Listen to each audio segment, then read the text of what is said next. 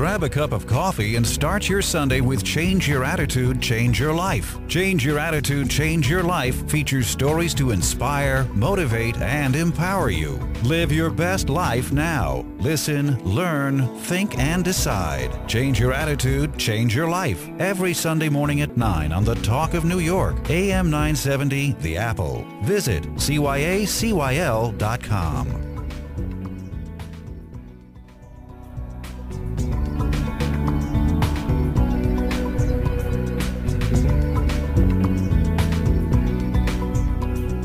Hi, this is Change Your Attitude, Change Your Life. I'm Joan Herman. Thanks for tuning in. Our guest today is Allison Fishman. Allison is a cooking teacher and food writer.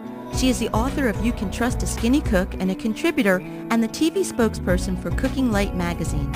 Allison was a co-host of Lifetime's Cook Yourself Thin and TLC's Homemade Simple. She has worked for Martha Stewart, Food Network, and Atkins as a food stylist, recipe developer, and cookbook editor, and her writing and recipes have appeared in magazines such as Fine Cooking, Glamour, Real Simple, and Everyday Food. Allison is the founder of The Wooden Spoon, a private cooking school designed to give modern food lovers the skills to prepare delicious meals at home. Good morning, Allison. Good morning, Joan. Thank you so much for having me. Thanks for being here. Allison, I know that your work through your TV show, Cook Yourself Thin, and your new book, You Can Trust a Skinny Cook, is to teach us that we can cut calories and get thin without giving up what many of us believe to be the good things in life. And before we get into that, I'd like to just focus on the word skinny for a moment. For so many, and you're chuckling, for so many of us, we cringe at that word. And, you know, immediately with our frame of reference, we picture those runway models and, you know, the protruding bones and that body that we all aspire to have, but it just seems so unrealistic. What do you mean when you say the word skinny? What is your definition of that word? Joan, thank you so much for asking such an important question. So skinny used to make me cringe too, and I thought of it as, you know, a body type that somewhere on this world people wanted me to be that thing that I could never be. Mm-hmm. And I just thought, you know, it's time for us to take back that word. It's time for us to rebrand that word, because I've also had, you know, my sister-in-law or friends, someone who hadn't seen me in a while, say, "Oh, girl, you look skinny, you look so good." Where it's, you know, someone who loves me saying, "You look the best I've seen you look in a while. You must be doing something right." Now, those same people, if I was too skinny or if I was doing something else that wasn't right, would take me to the side and say, "Hey, you need to ease it back a little bit. You know, we love you. Why aren't you eating?" So we're going for that kind of skinny that's your best you. Skinny to me is your best body, your healthiest body, your curvy body, your body where you don't say, "I want to lose another 5 pounds." Your body where you feel really good about yourself, you feel healthy, you have the energy to hike, walk, swim, bike, do the things you love to do. And it might mean being 5'6", 140 pounds. You don't have to be 115, a size 6. Oh, Joan, in the introduction to the book, I totally out myself, and I say, listen, I'm 5'6", 135 pounds. I'm a size 6 on top, 8 on the bottom. I'm going to be curvy because of my genetics, and I like it that way. Oh, Allison, we're going to have so much fun in this interview today. You're talking my language. Yep. But Allison, what made you get interested in this? Were you always, did you always work in the food industry? No. If you ask my friends from growing up or my college roommates, they will tell you that I was the world's worst cook. I was a bad cook. My mom was a working mom. She put a 3-course meal on the table every night, and she shooed me out of the kitchen. She said, you know, go do your homework, go play outside. This kitchen is too small for both of us. So I never learned. Then when I went to, you know, college, I was eating takeout pizza like everybody else. Mm-hmm. Then when I went into business, I actually worked corporate for 10 years. I was flying around the country and, you know, eating out a lot. And when I ate out a lot, I put on weight. And when I went back to my kitchen to cook, I would cook diet food or I would microwave diet food. The food that was produced from my kitchen was not good. Why? Because it was low-fat cream and no-fat butter and all kinds of crazy nonsense. And I made bad food. And I said, you know, I've had enough of this. This isn't working for me. I'm going out to restaurants and I gained about 20 pounds. And just I didn't know how to fix the problem because I didn't have the skills to take care of my body. And it seemed like the only resources out there were really just diet food, prepackaged diet food. I didn't feel good about it. So I went to culinary school, and while I was at culinary school, and this is the incredible thing, I went to culinary school here in New York, and I lost weight. I ate and cooked more than I ever had in my life, and suddenly the pounds started falling off. Well, that's what I love, because I had read that you said that once you let yourself eat the food you once denied, you lost the weight. So how did that happen? What is the secret to that? Well, one really important thing is if you don't know how to cook, so vegetables, right? We all see vegetables and fruits in the grocery store, and you can either grab an apple and eat it raw, but you can't really do that with a head of kale. You can't really do that, with onions. You're not going to just eat them like that. So to me, vegetables are the key. If you can fill half your plate with vegetables, if you can get 9 portions of fruits and vegetables a day, then you're in really good shape. So by learning how to cook, I learned how to cook vegetables, and suddenly I could make those delicious foods and use that to bulk out what I was eating. Oh, make no mistake, I still can cook a mean ossobuco or ribeye or other delicious foods. In my book, you'll find spaghetti and meatballs and rack of lamb and baby back ribs. They're all a part of it, but you just want to make sure you've got those fruits and vegetables too. Well, and that's what I like when you said that portion control does not mean a tiny portion.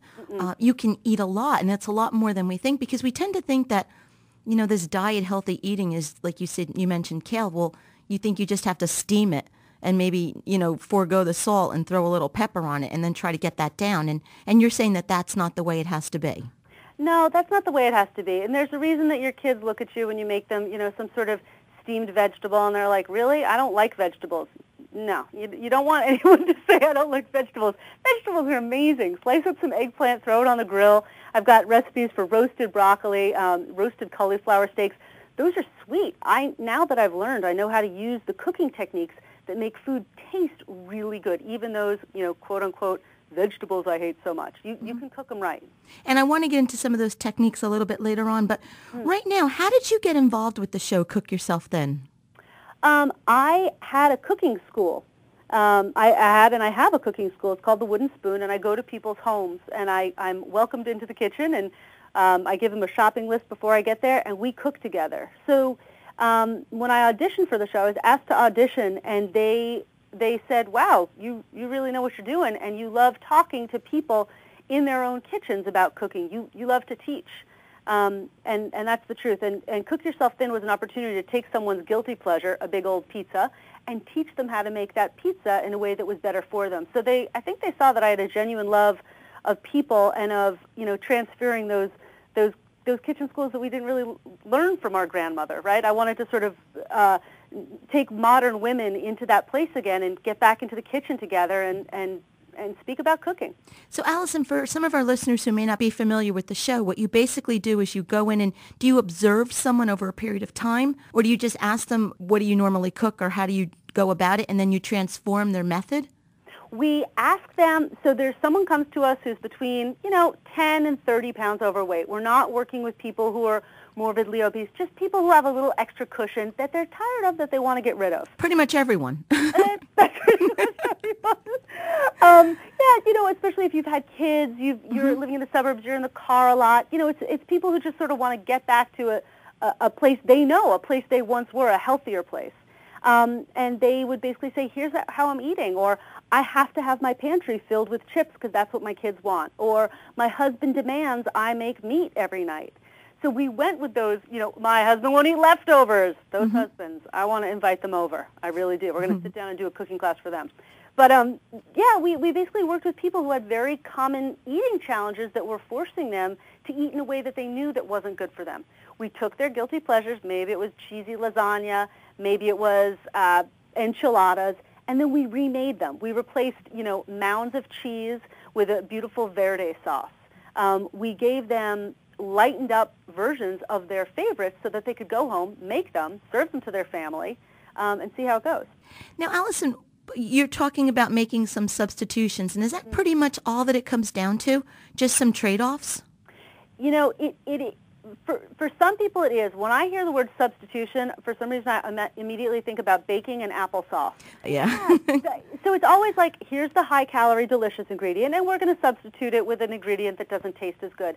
I don't think that way. I really like the philosophy of make sure you eat these things, and once you eat these things, okay, then go ahead and indulge yourself with dessert. If you can get 9 portions of, leafy greens and those leafy, stemmy vegetables like the broccoli, cauliflower, leeks, kale, if you can get 6 to 9 portions of that and your fruits, you know what? Then go ahead, have that little mini cupcake. I'm pretty sure you're going to be so full of those delicious vegetables and fiber, you'll have room for a little bite of dessert, but it won't be calling to you in the same way once you've fed yourself on more nutritious foods.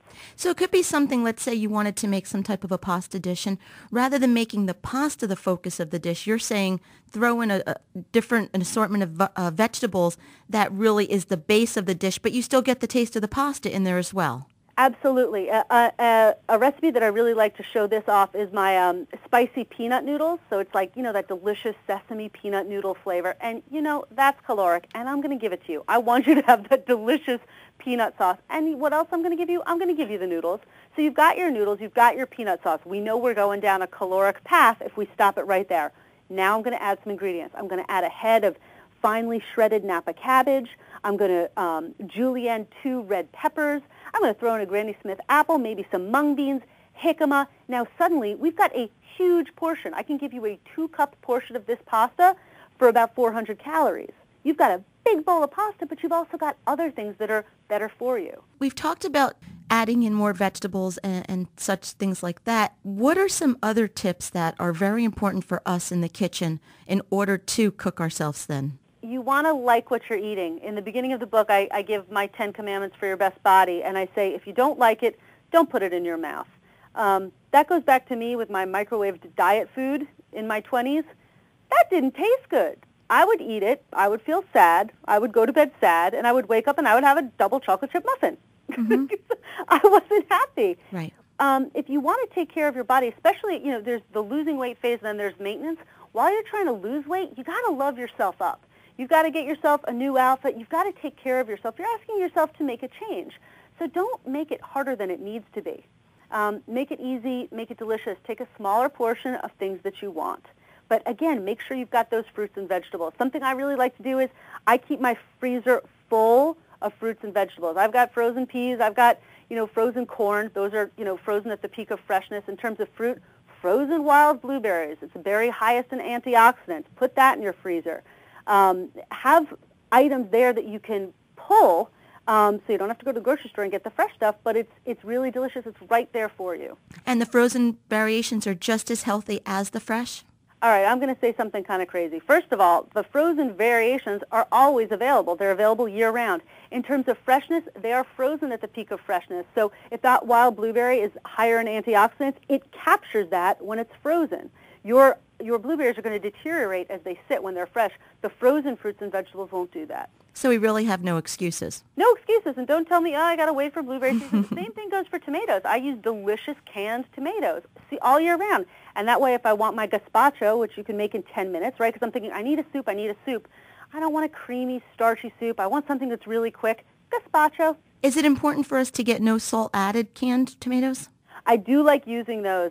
Canned tomatoes get very high in sodium very, very quickly. Del Monte has a good product that's no salt added. Okay, Allison, we're going to take a short break for our sponsors. Stay with us. This is Change Your Attitude, Change Your Life. We'll be right back. Change Your Attitude, Change Your Life now has a monthly free digital magazine that can be mailed to your inbox or read online at cyacyl.com. Each month, nationally recognized leaders in their fields, such as Joel Osteen, Shaun T., Tanya Brown, Ed and Deb Shapiro, Food Network's Robert Irvine, plus many others, provide the tools that you need to inspire and motivate you. We believe in a holistic approach to life, incorporating mind, body, and spirit. As philosopher Francis Bacon said, knowledge is power. Take the wisdom provided in the publication and apply it to your everyday life. Visit cyacyl.com for more information or to begin your free subscription. That's cyacyl.com. Welcome back to Change Your Attitude, Change Your Life. I'm Joan Herman, and our guest today is Allison Fishman. Allison is the author of You Can Trust a Skinny Cook and a contributor and the TV spokesperson for Cooking Light magazine. She was co-host of Lifetime's Cook Yourself Thin and TLC's Homemade Simple. Allison has worked for Martha Stewart, Food Network, and Atkins as a food stylist, recipe developer, and cookbook editor, and her writings and recipes have appeared in magazines such as Fine Cooking, Glamour, Real Simple, and Everyday Food. Allison, before break, we were talking about some tips that we can employ in the kitchen to cook ourselves thin. Now, let me ask you, when we are going shopping and we're looking to purchase the items that we need, Are there particular cuts of meat that are better for us, or are there different items that we need to look for? Great question. So first, are there certain cuts of meat that are better for us? Depends on what you're looking for. I think there's room for everything. Recently, I've been grilling right here in the tri-state area, and it seems like every time we light up that grill, my fiance reaches for a burger, a really, a meat burger. And this week I said to him, you know what, let's try some fish on the grill. We seem to be having burgers once a week.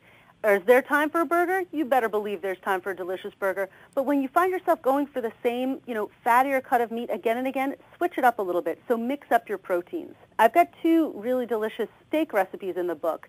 One is a skirt steak with chimichurri sauce. Now, skirt steak is a fatty cut of meat, but boy, do I love it. If I'm going to have my steak, once every 2 months, I would love a nice piece of skirt steak. I know I'm going to have a smaller piece because it's fattier, and I'm going to partner that with a chimichurri, which is like an acidic herb sauce, right? I don't have a rich sauce to put on top of that.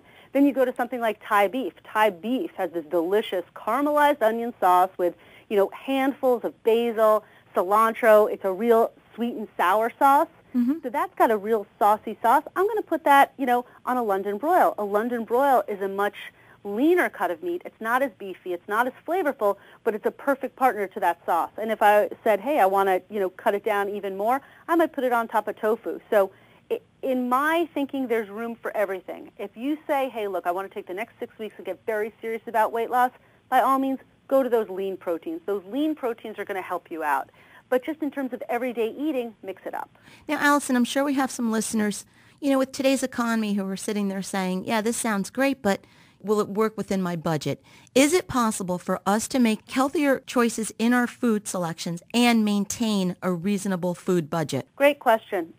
So I personally like shopping at more budget grocery stores. I go to ShopRite, more standard, more of your everyday stores, not your specialty organic everything stores. Mm-hmm. I like them because, especially here in the tri-state area, there are a lot of different people who shop there. There is great turnover on the produce. That produce is moving. It's walking out the door, which means the prices are much lower. Something like a red bell pepper in certain grocery stores, it's $4.99. I've found it in other grocery stores for $2.99, even $1.99. So go to the grocery stores that have great turnover, and don't feel like you have to, if you're going to be healthy, don't feel like you have to be restricted to organic everything. That's a really expensive place to shop. Also look for less popular cuts. Boneless, skinless chicken breasts are everywhere. Everyone loves them. It is, the ultimate weight loss food, right? Mm-hmm. So chickens can't be made with just breasts. They also have legs. Chicken thighs are really inexpensive. I choose to buy, instead of the breasts, buy those thighs, tear the skin right off, throw them on the grill. The chicken thighs have a lot more intramuscular fat, which means from a cooking perspective, they're more forgiving. They do not dry out. And yeah, I'll take a little intramuscular fat. I'll pull off, the fatty skin, and it's going to be about 50% as expensive as those breasts. So you can you can trust a skinny cook to give you good budget recommendations as well. That's important to me. I don't part easily with my hard-earned cash. But Allison, what's going through my mind is I'm thinking to myself, they tell us don't eat the dark meat. Is it okay to have that dark meat in the thigh? From a cook's perspective, not only is it okay, it's preferable. The dark meat has a lot more flavor. It's not that much more caloric, and it's not that much fat, because what did I do? I pulled off that skin. I have 2 teenage sons, and one time I did try to make the switch. I tried to serve them whole wheat pasta for dinner, and they caught on very quickly. So what can a mother do to make these types of healthier choices for our children that they will accept? Great question. So here's what I would say. First of all, with that chicken thigh recipe, when you go home and try the chicken mole, put it in your slow cooker. It uses chicken thighs. You'll love it. Now, on to your sons. I don't muck around with the whole wheat pasta. I have a 9-year-old stepdaughter, and she frowns. She knows when I'm making it. She's like, please don't. So that's okay. I'm okay with her having her regular pasta. Now, of course, we know a box of pasta, a pound of pasta is 8 portions. So one portion of that pasta, that 200 calories, 2 ounces of pasta, is kind of skimpy. What are we going to do with it? I am going to fill your bowl of pasta with vegetables. What I would make for your sons, I've got this incredible pasta in the book. It's sausage and broccoli rabe. So if I have a whole head of broccoli rabe in with a box of pasta, I know they're getting good nutrients, they're getting good fiber, they're getting vegetables. I'm not going to twist their arm on the whole wheat pasta if they're not going to eat it. But I'll tell you what, this sausage and broccoli rabe is delicious. They will eat that. So they'll have their pasta, and I'll have my vegetables. Everybody wins. And what about some tips for a working mom who wants to plan some meals in advance? Great. 2 things in the book that were really important to me. Number 1, slow cooker recipes. Number 2, casseroles. All of my pastas serve at least 8. Some serve 10 and some serve 12. If you're going to pull out a box of pasta, that serves 8 people. So make in bulk. Definitely do a smorgasbord night like I do at the house. It's one of the most popular nights around my house when everyone could just pick up their favorite leftover from the week. So those 2 things, using your slow cooker and cooking in bulk, either big portions when you cook or use that casserole pan. Allison, in your book you talk about an eater ID. What is that, and how can we determine the type of eater that we are? Yeah, that was a fun part of Cook Yourself Thin. That's a really important thing when you're trying to lose weight. You've got to cook the foods that you love. And if you say to me, oh, but I love chocolate and I love ribs, there's always some vegetables that you love. Figure out the foods you love and make good dishes with those foods. Allison, what about food combinations? Is that something that we need to be concerned with, proteins and carbs and the way that we eat in combination?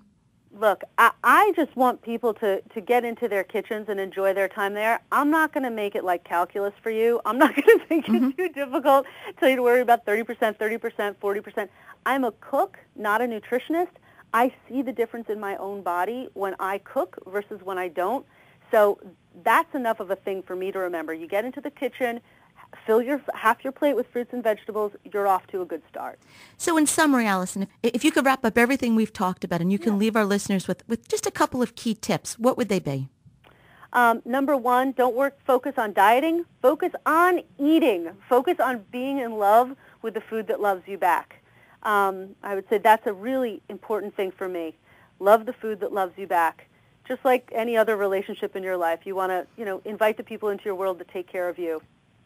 I'd also say something that I really like to say is, if you don't like it, don't put it in your mouth. If you want to lose weight, you find yourself drinking diet drinks and, microwaving diet meals, and it kind of tastes good.